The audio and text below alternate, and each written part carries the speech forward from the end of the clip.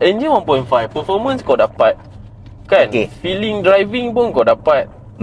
Datang pula dengan, yelah, bila kau duduk dalam Honda, bukan nak cakap Honda ni satu brand yang luxury pun, tapi bila kau duduk dalam kereta 100,000, dia ada feeling yang aku tak boleh bagi tahu, aku tak boleh describe dekat orang.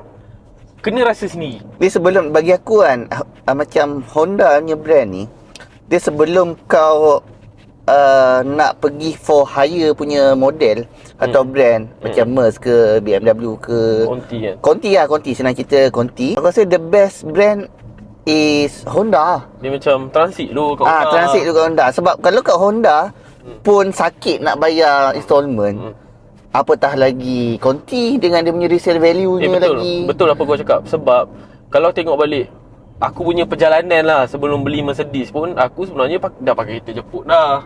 Aku pakai Toyota Yaris for about I think 4 years lah. Aku pakai Toyota Yaris tu. So ambil kereta Jepun dulu, betul tak? Ambil kereta Jepun, lepas tu aku beli kereta Conti tu, nampak logik lah.